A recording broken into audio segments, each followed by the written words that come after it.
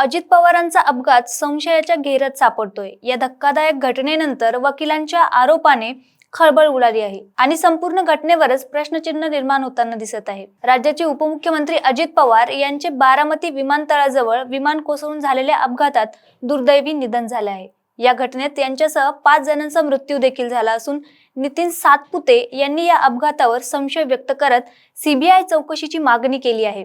वकील नितीन सातपुते यांनी अजित पवार यांच्या विमान अपघाताबाबत संशय व्यक्त करताना म्हटलं आहे की अजित पवार यांचा विमान अपघात संशयास्पद वाटत आहे। या अपघाताची हायकोर्टाचे न्यायाधीश आणि मानवी हक्क आयोगाकडून चौकशी होण्याची गरज आहे।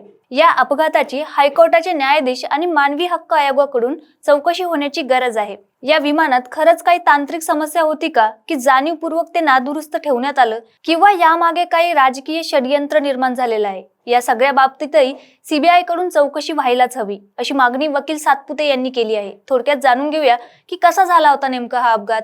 तर जिल्हा परिषद निवडणुकांच्या प्रचारासाठी बारामतीकडे निघालेल्या अजित पवार यांच्या विमानाने सकाळी 8:10 मुंबईतून उड्डाण घेतली होती।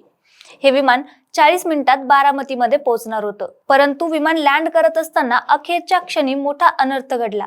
पायलटने सुरक्षित लँडिंग करण्याचा प्रयत्न केला, मात्र त्यांना अपयश आलं आणि हे विमान धावपट्टीवरून काही अंतर दूर जाऊन क्रॅश झालं। या विमान अपघातानंतर प्रत्यक्षदर्शीने धक्कादायक माहिती दिली आहे। पहिल्यांदा विमान वरून गेलं, त्यानंतर गावातून खालून विमान येत होतं आणि नंतर विमान फिरलं। काही क्षणात हे विमान खाली जमिनीवर कोसळलं। जेव्हा मोठा स्फोट झाल्यानंतर आमच्या घरापर्यंत या अपघातग्रस्त विमानाचे तुकडे उडालेले आहे, असं काही महिला प्रत्यक्षदर्शीने सांगितलेलं आहे।